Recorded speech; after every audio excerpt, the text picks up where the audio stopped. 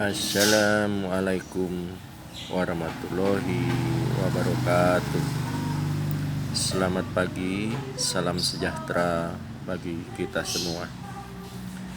Pagi ini kita bertemu lagi melalui pencerahan dengan judul Syarat Menjadi Orang Jahat. Saya minta untuk tidak gagal fokus ataupun tidak gagal paham, ikuti, tonton video ini sampai selesai. Ya. Kemudian mengapa demikian? Karena judulnya saya anggap agak kontroversi, sehingga bagi yang melihat dimohon melihat sampai selesai. Oke, kita memasuki ke materi. Syarat untuk menjadi orang jahat itu ada 4. Ya. 1, karena miskin. Kedua, karena lemah iman. Ketiga, karena pengangguran. Dan keempat, bakat. Ya. Jadi kalau keempat itu tidak memenuhi syarat, maka Anda bukan orang jahat. Jadi Anda menjadi orang baik, menjadi orang benar. Ya. Kemudian hidup itu adalah pilihan. Ya. Nah, jadi Andalah yang menentukan Anda mau menjadi orang jahat atau menjadi orang baik atau orang benar. Ya. Oke, kita bahas satu persatu. Kita mulai dengan arti jahat, ya. Oke. Jahat adalah sesuatu perbuatan ataupun tabiat ataupun kelakuan yang sangat jelek, ya, atau sangat tidak baik, ya, dan selalu membuat orang kecewa, ya. Seperti itu. Kemudian ada peribahasa, jahat jangan sekali, terbawa cemar segala ahli. Ya. Artinya sekali kita berbuat jahat, langsung keluarga besar ikut kena imbasnya. Seperti itu. Kemudian ada kata bijak, kezaliman akan terus ada bukan karena banyaknya orang-orang jahat, tetapi karena diamnya orang-orang baik. Ya. Jadi kata bijak ini mungkin suatu hari kita akan bahas secara khusus. Ya. Jadi kezaliman bukan karena banyaknya orang jahat, tetapi karena orang baiknya berdiam diri. Oke. Nah, itu menurut Ali bin Abi Thalib. Ya.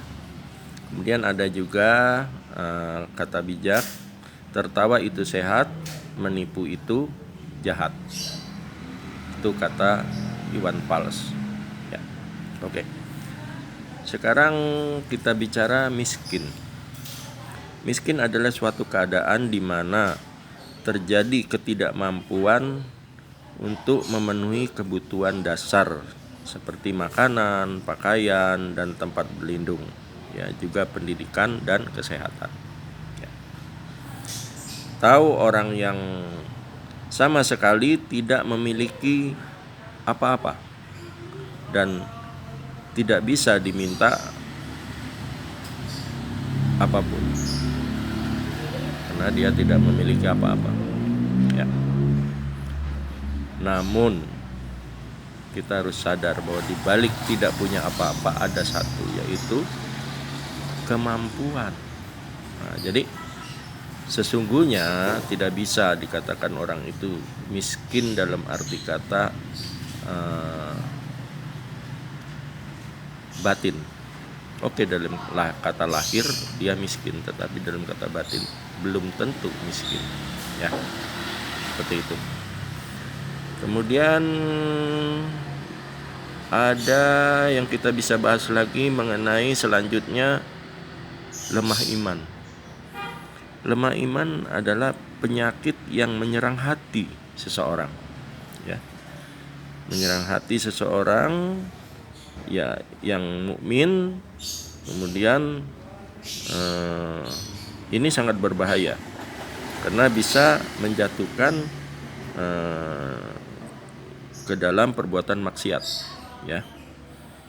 Di antaranya meremehkan kewajiban, keras hati, emosi tinggi, ya. Dan jelas orang ini lalai mengingat Allah SWT, ya. Kemudian selanjutnya pengangguran, ya. Pengangguran itu adalah tunakarya atau orang yang tidak punya pekerjaan, ya. Nah, kemudian yang terakhir adalah bakat.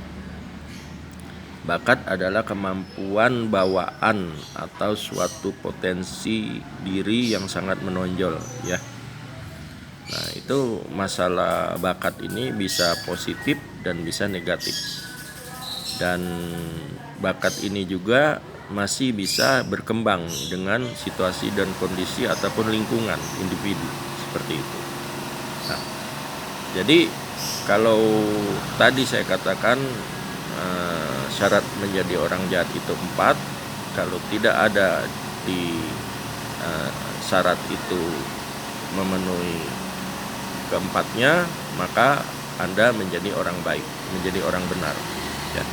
Orang baik, orang benar itu adalah orang yang dapat mengendalikan diri dan hawa nafsu, ya.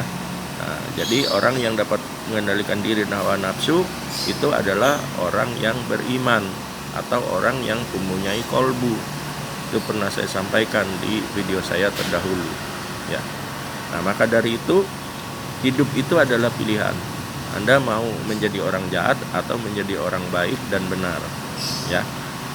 Karena bila mana Anda menjadi orang jahat, semua itu ada konsekuensinya, ya. Pilihan itu ada konsekuensinya. Anda menjadi orang jahat, Anda tidak menentu. Anda akan terus tidak tenang, ya. Mungkin Anda mendapat nikmat sesaat, ya, tetapi apalah artinya nikmat sesaat itu, karena akan sirna lagi, ya. Anda lebih baik mencari ketenangan. Ketenangan pun ketenangan yang hakiki, yaitu pilihlah Anda menjadi orang yang baik dan benar. Karena orang baik dan benar itu pasti orang yang beriman, ya. Maka Anda akan tenang hidupnya, ya. Nah, dengan demikian melalui pencerahan saya hari ini memasuki adalah Ramadan hari kedua, karena di bulan suci Ramadan itu adalah bulan yang penuh hikmat dan penuh pengampunan, ya. Seperti saya sampaikan kemarin video saya bahwa ada 5 hikmat untuk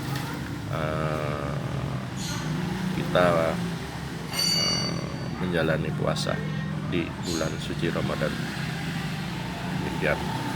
Baiklah, dengan video singkat saya ini bila menyukai mohon di like, subscribe, ya, sehingga video ini bisa terus ditonton dengan video berikutnya. Baiklah, kurang lebihnya mohon maaf. Wabillahi taufiq wal hidayah. Assalamualaikum warahmatullahi wabarakatuh. Salam Indonesia, NKRI harga mati.